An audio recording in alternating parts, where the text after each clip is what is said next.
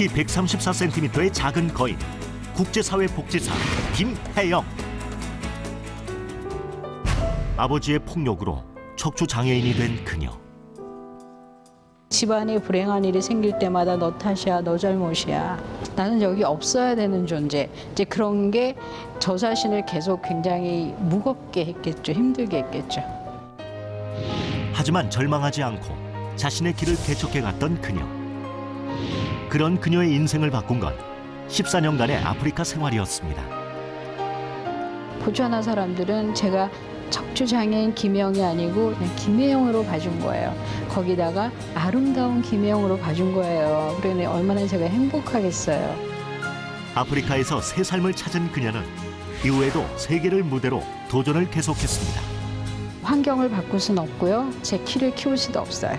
그런데 제 마음을 바꾼 일이에요. 열심히 사는 마음으로 저 자신의 어려움들을 바꿔나가기 시작했고 극복했다고 믿고 있어요. 삶을 용기로 개척한 국제사회복지사 김혜영 씨를 소개합니다.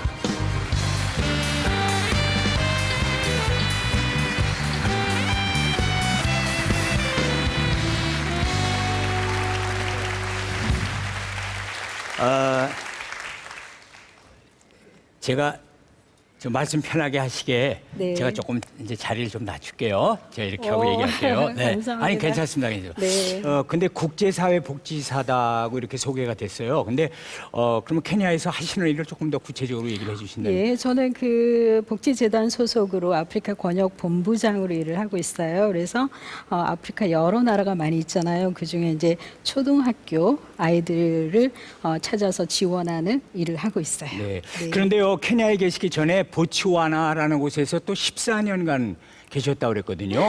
근데 왜 이렇게 아프리카를 좋아하세요? 아, 그렇잖아요. 네. 아프리카 사람들은 저를 갖다가 굉장히 이쁘게 봐주는 거죠. 그래서 제가 거기 있으면 막 반짝반짝 빛이 나는 거예요. 예. 그래서 거기가 좋은가 봅니다. 네. 예. 그러니까 내 인생에 네. 가장 어떻게 보면 밝은 답을 제시하는 곳이 아프리카. 맞습니다. 그런 예, 네. 생각이 드네요. 오늘 강연하실 주제가요. 잘못 태어난 인생은 없다라는 그런 강연 주제인데 네. 바로 그 얘기가 될까요? 네, 그렇습니다. 네, 그러면 예. 오늘 그 얘기를 우리가 박수로 청해서 듣도록 하겠습니다. 자, 앞으로 자리를 나가실까요? 좋아. 네.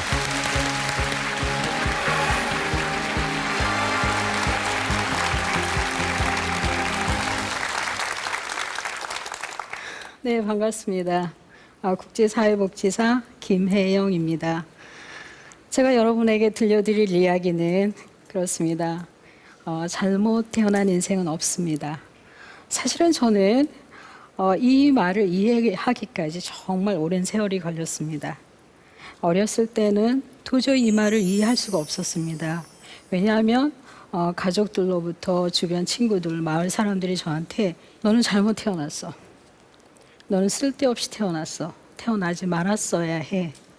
특히 저희 어머니께서 더 많이 그렇게 말씀하셨습니다. 그런데 초등학교 5학년 때로 기억하고 있어요. 그때 어느 날 저희 고모님이 어린 저를 이렇게 불러놓고 이렇게 말씀하시는 거예요.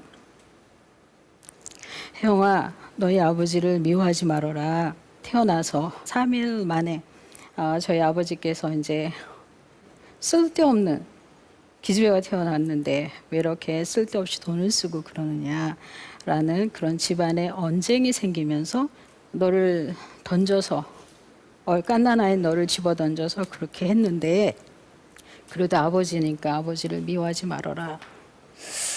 그래서 고모님의 그 말을 제가 듣고서 곰곰생각하니까 저는 아버지를 미워하는 마음이 들기보다는 정말 다행이다. 내 잘못이 아니었구나. 그런 생각을 갖게 됐어요. 내가 태어난 것이, 내가 장애인이 된 것이 내 잘못이 아니었구나. 근데 저는 이제 저희 어머니와 저희 가족들이 늘 구박하고 때리고 쫓아내지만은 저는 쓸데없이 태어나지 않았다는 것을 좀 증명해 보고 싶었어요. 그 어린 나이에. 그래서 이제 가출을 하게 되고 그래서 이제 식모 일을 하게 됐어요.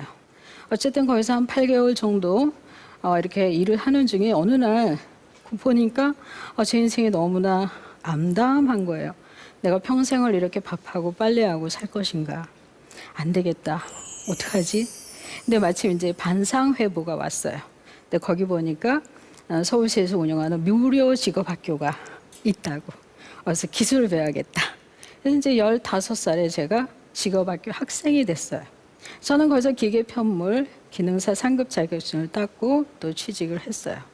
취직을 해서 이제 공장에서 일을 하는데 그때는 뭐 80년대 초반이니까 하루에 뭐 10시간, 12시간, 14시간 노동을 많이 하잖아요. 근데 몸이 저는 이제 척추 장애가 있으니까 이렇게 한쪽으로 기울었기 때문에 이 노동을 할 수가 없었어요. 그래서 굉장히 몸이 많이 아프고 일 끝나면 집에 가서 울고 일 끝나면 집에 가서 울고 그래서 몇 개월을 반복하는 중에 일이 조금씩 익어지면서 독서를 하기 시작했어요. 저는 학교로 다니지 않았기 때문에 배워야지 되겠다, 공부를 해야지 되겠다 그런 마음이 늘 마음 한편에 있었어요. 그때부터 서서히 제 인생이 이렇게 뒤집어지기 시작했어요. 기술 배운 지 2년 만에 저는 전국 장애인 기능 경기 대회 출전해서 금메달을 따게 됐어요.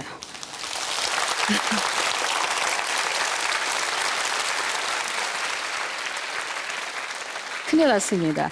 그 다음에 금메달을 2개를 더 따는데 박수 치다가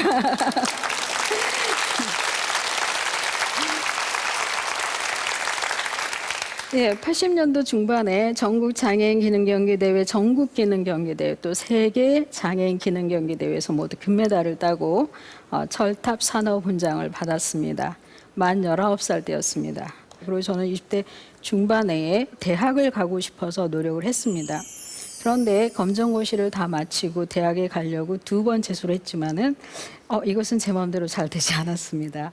그래서 또 재수를 계속 할까라고 생각하다가 20대 중반이었던 제가 어느 날 광고를 보게 됐습니다. 한국 사람들이 아프리카에 가서 직업학교를 세웠는데 편물 자원봉사 교사를 모집한다는 광고를 봤습니다. 저는 내가 이렇게 대학에 가기가 불가능할 것 같으면 잠깐 한 1년 정도 쉬어야지. 그리고 가서 좀 보람 있는 일을 해야지. 그런 젊은이다운 아주 간단한 마음으로 아프리카로 갔습니다. 제가 처음에 보츠와나에 도착했을 때에는 전기도 없었고 수돗물도 제대로 나오지 않았고 그러니까 완전히 오지였습니다. 도착한 그 다음 날 저를 교실로 데리고 가서 학생들을 가르치라고. 그래서 오전에는 공부하고 오후에는 같이 학교를 건축하면서 일을 하면서 그렇게 하루하루 살아가면서 그 보츠와나 생활을 익히기 시작했습니다. 사실 먹을 것도 없었고 일도 많았고 문화도 생소했고 그런 여러 가지 어려움이 있었는데도 한 해 한 해 살 때마다 제 마음을 끌어당기는 참으로 아름다운 말들을 듣기 시작했습니다. 그 얼굴까만 보츠와나 청소년들이 이렇게 저한테 다가와가지고 이렇게 만져보고 쓸어보면서 이렇게 말해줬습니다. 혜영아, 너 정말 이쁘다. 어머, 너 굉장히 아름다워. 너 귀여워. 그래서 저는 그 말을 하루 한 번 들을 때마다 정말 내가 이쁜 사람인가? 근데 곰곰 생각했더니 한국에서는 제가 그런 말을 들어본 적이 없는 거예요. 한국에서는 제가 열심히 금메달을 그렇게 3개를 따도 사람들의 눈에는 키가 작은 못생긴 장애인 김혜영만 눈에 보인 거예요. 어떻게 하더라도 어떤 노력을 하더라도 제 이름 앞에 붙은 김혜영이라는 이름 앞에 붙은 이 척추 장애인 이것을 떼어낼 수가 없는 거예요. 그래서 사람들은 저를 그렇게 봐줬고 그런데 보츠와나 갔더니 이 보츠와나 청소년들이 이 보츠와나 사람들이 이 척추 장애인 김혜영이 아니고 그냥 김혜영으로 저를 봐준 거예요. 여자로 봐준 거예요. 여성으로 봐주고 사람으로 봐주고 인간으로 대접을 해준 거예요. 저를 알아주고 예쁘다고 해주고 저를 사람 대접해주는 그 아프리카 사람들이 정말 고마웠어요. 그래서 1년만 있기로 했다가 5년, 10년 되고 14년이 됐어요. 그리고 나서 또 한 가지는 제가 그 땅을 떠나올 수 없었던 것은 그 보츠와나 청소년들이 저한테 와서 여러 가지 얘기를 해주는 거예요. 어떤 애가 와서 이렇게 말해요. 선생님, 우리 집에 가도 먹을 게 없어요. 선생님, 우리 집에 가면 아빠가 아파서 누워 있어요. 선생님, 저는 여기 와서 기술 배우지 않으면은 앞날이 캄캄해요. 그런데 그 아이들이 하나하나 하는 이야기들을 들어보니까 제 어린 시절의 이야기였어요. 아, 그래. 나도 그랬지. 나도 너네들처럼 그렇게 힘들었는데 오늘날 내가 와서 너네들을 가르치는 선생이 됐구나. 그래? 그럼 어떻게 1년, 2년만 가르쳐주고 올 수 있어요? 올 수가 없었어요. 그렇게 해서 5년, 10년, 14년을 그 직업학교의 교장으로 일을 할 수가 있었어요. 그렇게 그 학교에서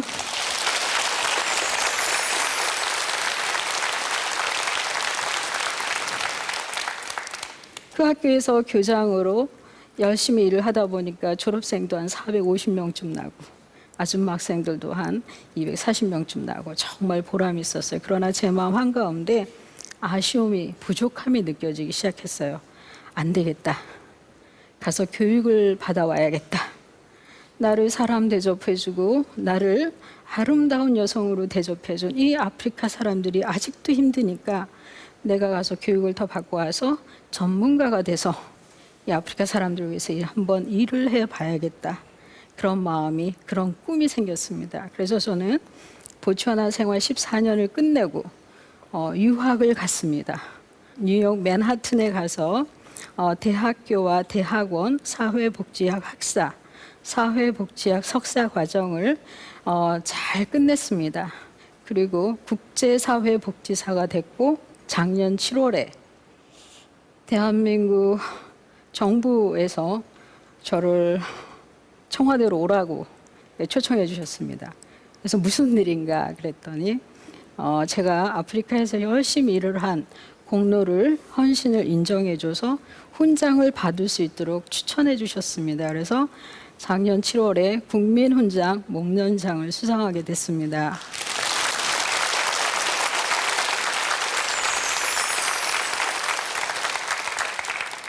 저는 그 수상식 날 처음으로 저희 어머니를 모시고 갔습니다. 그리고 처음으로 저의 평생에 처음으로 저희 어머니와 같이 저 사진을 찍었습니다. 저는 저희 어머니와 같이 공식 석상에 서본 일이 없었고 같이 사진을 찍어본 일이 없었습니다. 훈장을 받은 일보다 더 제 마음에 감격스러웠던 일은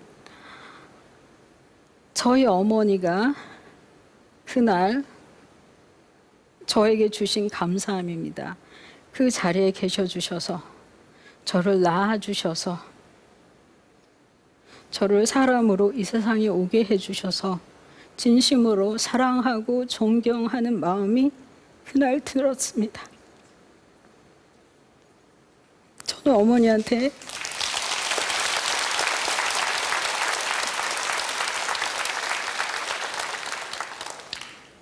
저는 여태까지 어머니한테 그런 말을 해본 적이 없었습니다. 아무래도 제 마음에 어려서 그렇게 많은 구박을 받고 저주를 받고 어머니한테 학대를 당했던 일이 제 마음에 큰 부담으로 있었던 것 같습니다. 어쩌면 용서가 되지 않았었는지도 모릅니다. 그런데 그날 저희 어머니가 완전히 용서가 되면서 존경하는 마음이 되면서 진심으로 어머니가 생존해 주셔서 감사했고 저희 어머니가 그 힘겨운 인생을 포기하지 않으시고 그 영광스러운 자리에 제 옆에 계셔 주셔서 진심으로 고마웠고 감사했습니다. 저희 어머니가 저한테 너 기집애 쓸데없이 태어났어. 너 때문에 내가 이 고생이야. 넌 태어나지 말았어요. 라고 저한테 이렇게 저주를 퍼부으실 때마다 제가 어머니한테 대들었습니다. 누가 낳아달라 그랬어? 나는 엄마한테 낳아달라 그런 적이 없단 말이야. 왜 나를 낳아놓고 나한테 구박하고 야단치고 그래? 그런데 그날 그 어린 제가 이렇게 사라져 갔습니다. 그리고 어머니, 엄마 나 낳아줘서 고마워. 그렇게 말하는 아이가 다가왔습니다. 그래서 우리 사람은 이 세상에 우연히 태어나지도 않았고 갑자기 태어나지도 않았고 잘못 태어나지도 않았다는 것을 제 인생을 보면서 잘 알게 됐습니다. 여러분들께서 얼마나 힘들고 어려운 인생을 하루하루 살아가시는지 우리 다 인생으로서 공감하고 마음 아파합니다. 우리 이것만 잘하면 어떨까요? 끝까지 사는 날까지 열심히 살아보는 것. 난 잘못하지 않아. 나는 사람으로 태어났어. 나는 아름다운 사람이야. 나는 썩 괜찮은 사람이야. 이런 마음으로 자기 자신을 잘 보듬으면서 한 인생을 잘 살아갔으면 좋겠습니다. 참고로 저희 어머니 오늘 와 계시는데, 엄마,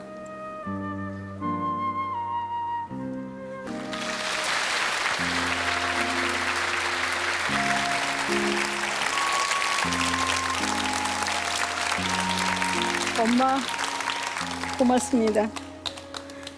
이 딸내미 낳아놓고 얼마나 마음 아프셨어요. 그 짐 다 내려놔 주셔서 감사합니다. 예, 고맙습니다. 예, 제 얘기 들어주셔서 감사합니다.